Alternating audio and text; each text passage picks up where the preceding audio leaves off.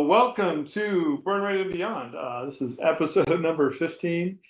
We are talking about the power of scenario planning today. My name is Chad Foles, and I'm here with the always happy and smiley Jeffrey Mazza.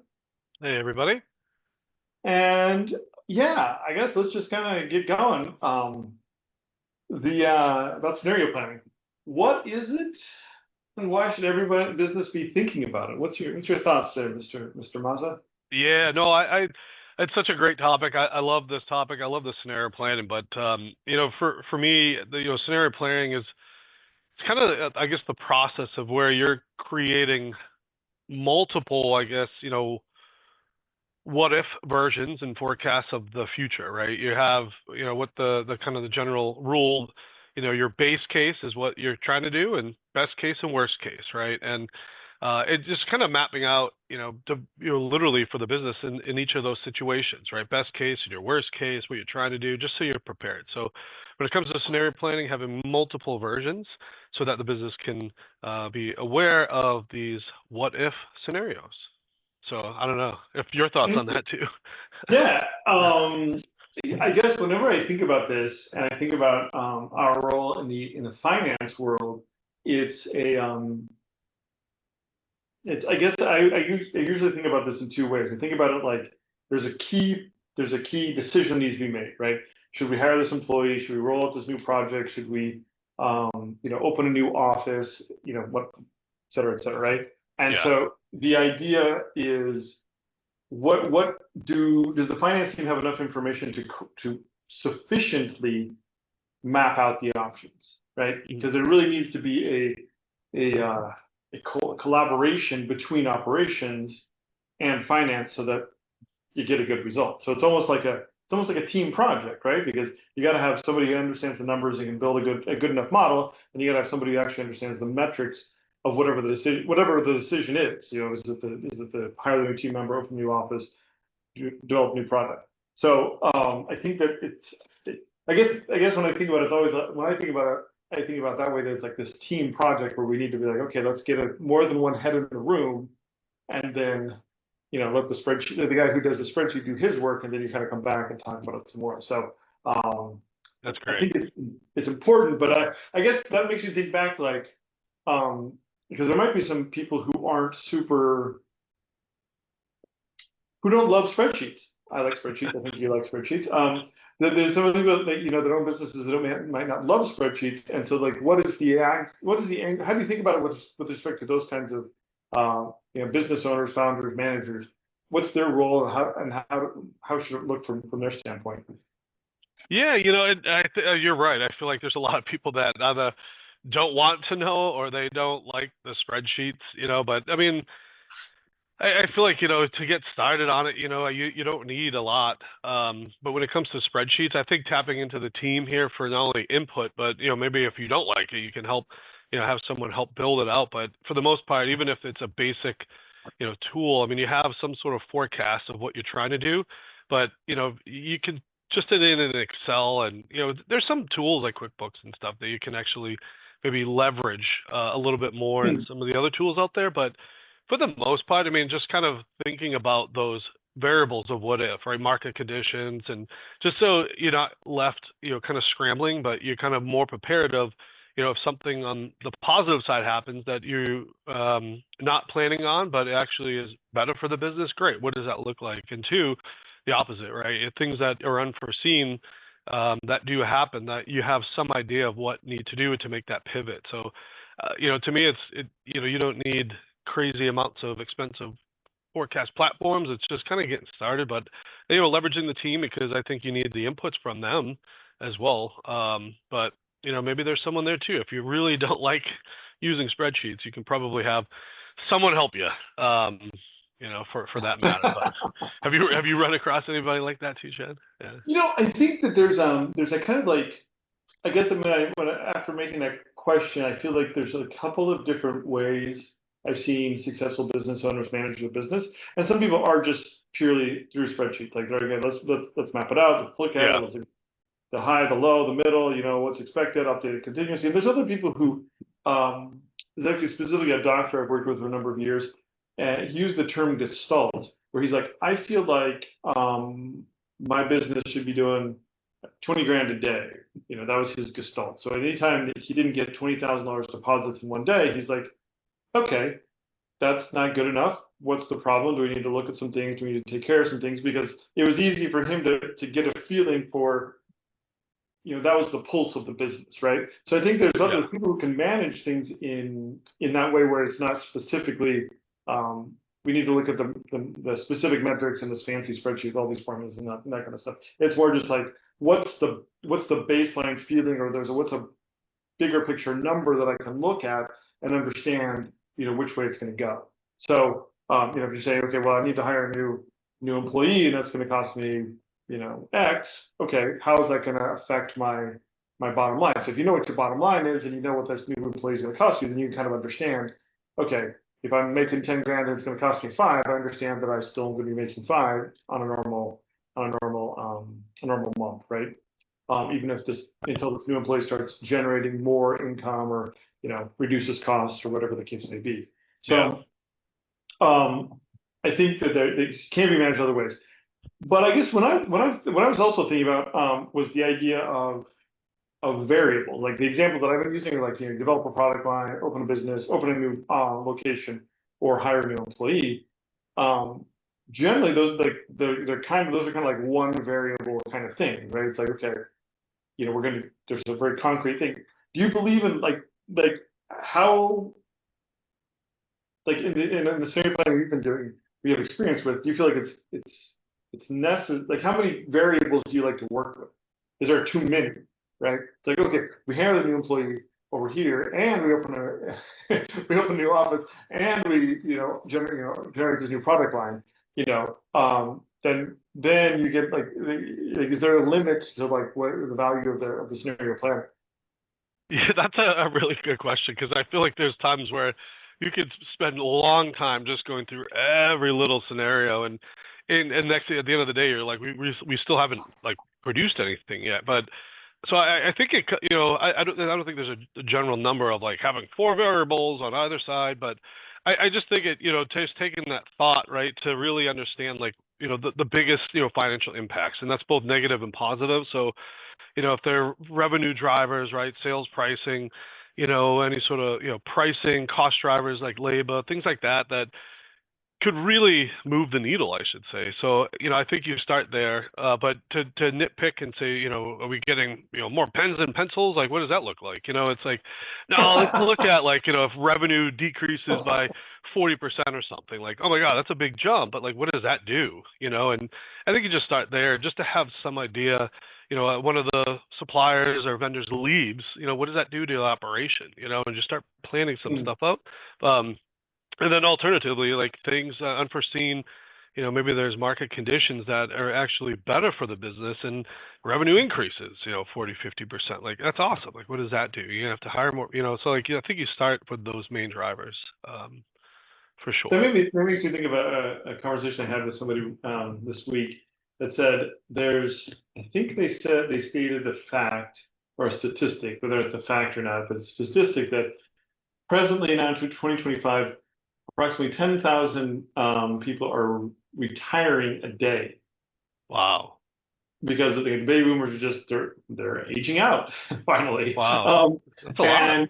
And so there's this huge generational shift, and lots of those people are business owners or solopreneurs, or whatever you want to call it. So there's also this huge opportunity in like the M&A world, and which is this kind of thing, scenario planning. It's like, okay, well, how are we going to deal with this? Like you said, like it could be a boon for a small business if they're in the industry where there's a bunch of solopreneurs who are aging out or wanting to retire and cancel their business, or it's not viable. How can you capitalize on that? Yeah. This is kind of a market issue you were mentioning before. So that was a number that stuck with me. And 10,000 a day, it's like that's a lot. That's a lot. Adds up quick. So anyway, and that's just in the U.S., right? So. Well, good stuff. So that's a lot, though. That's a lot of people. There's a lot of opportunity out there. I guess another thing that comes up is like, okay, so right, you build the scenario, right, and then what do you do with it? Do you just you park it and leave it there and never come back to it? Like, what's your thoughts on that?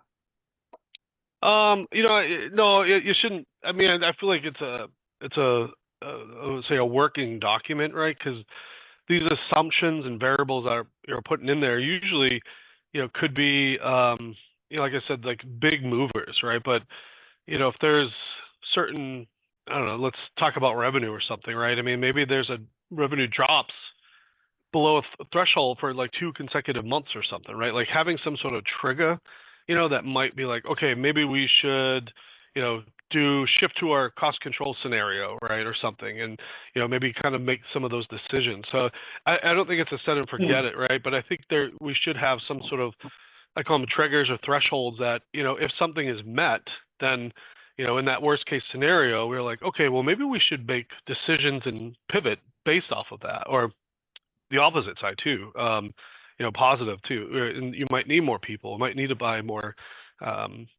supplies or materials or what have you. But so that's how I think it's, to do. It's not a sit and forget it, but you should look at it and make those decisions, from it. But I'll be curious your thoughts too, Chad. Yeah, I mean, I think we've talked about this before in previous episodes, where the concept of like a forecast, right? Where it's like, okay, the all the current data that's available, and you add out and you project out towards the end of the year or just in the future, like the weatherman does or whatever. And so I think in some ways these are the same thing, where it's like based in, and I almost think the nuance of annotating the assumptions is almost as important as the actual projection itself. Because I can't remember what I saw one of these like really stupid one of these like social media. It was a post like LinkedIn or Facebook or whatever, one of these places, and it was like oh, how did it go? Gosh, it was I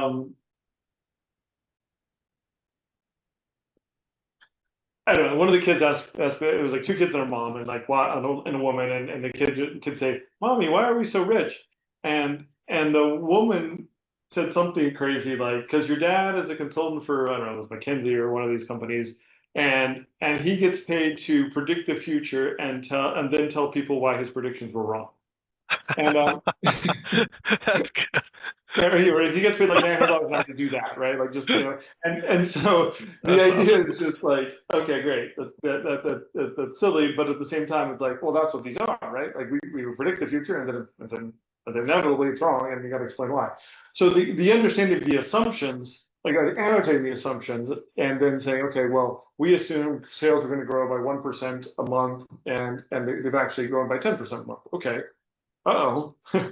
Are we ready for this? Like you said, things are going better than expected, and now we have to deal with it, right? So, so just it increases the learning process. I guess is like the concept of like you build the scenario, then you come back to it, look at the assumptions, look at the actual results, think about the assumptions you made, and say, okay, well, were those good assumptions given the information we have, or could we have made better assumptions? And then over time, theoretically, you get a little better. That's good. Well, it actually is a good point, because it's, you are trying to predict the future, and while no one can really do that, 100%, to the penny all the time, you're like, the game's trying to get it as close as possible. But to your point, it's like, hey, we're predicting the future, and telling people why they're wrong. I love that. So then the other thing I was just thinking about too was like the idea, if you build the purpose of building the scenarios is like the example that I gave, like the three scenarios, like you hire an employee, you open a new location, or you roll out a new product line, and sometimes when you're trying to, like, the decision is like, which of those three do you think I want to do I want to do, right?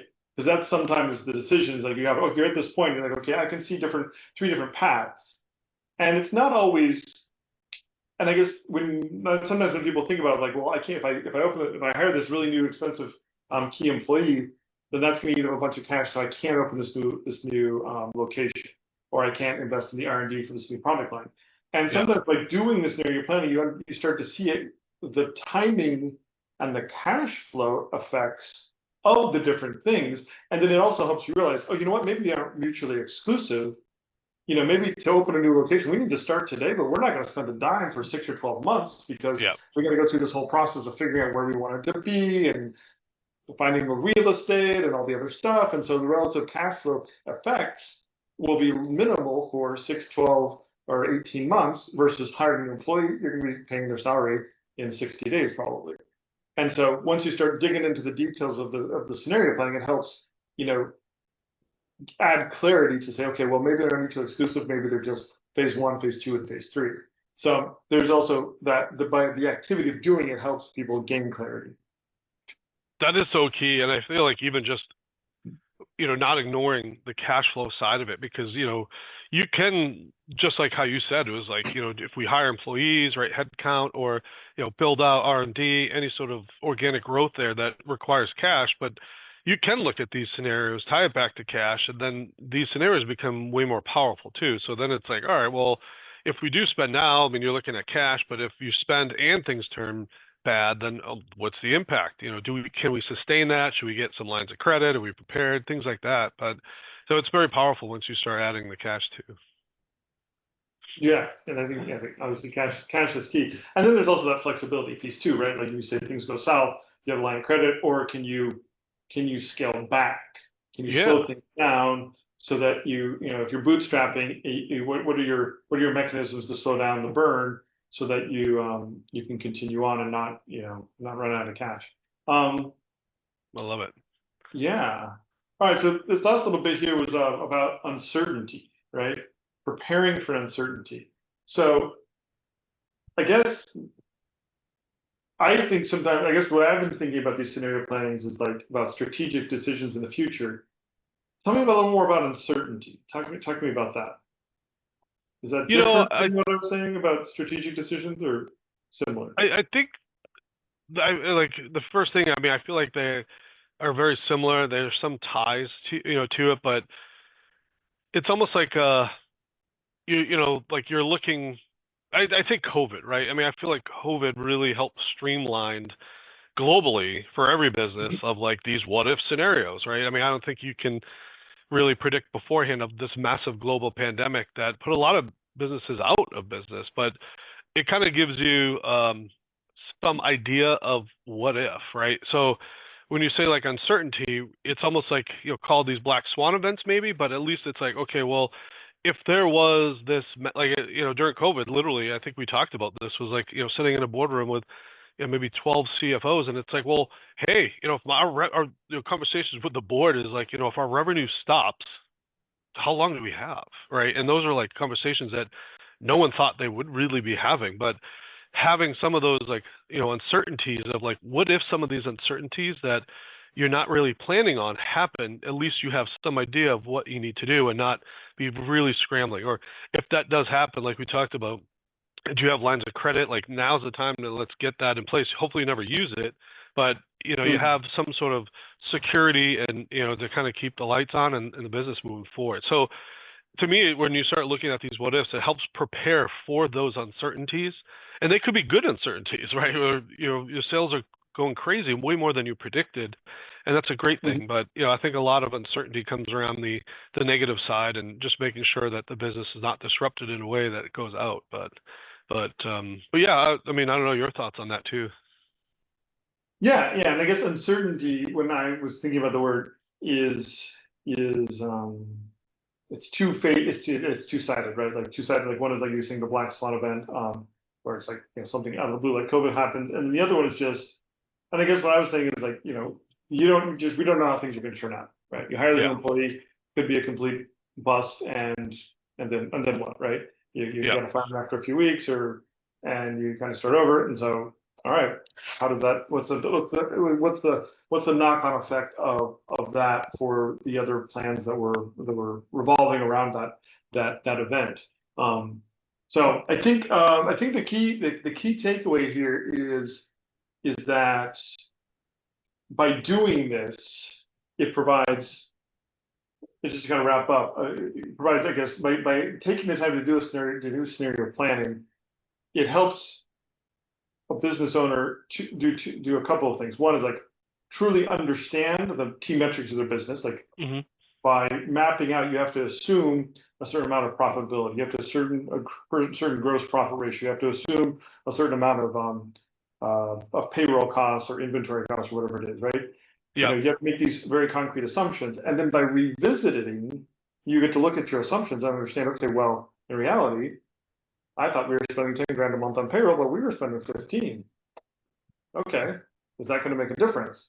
Or is that, acceptable? And then, so I think the benefit of doing it while things are good is it helps you, after the fact, when things either are better or worse, understand, where the gaps are. So that's my big takeaway. Any takeaways for you?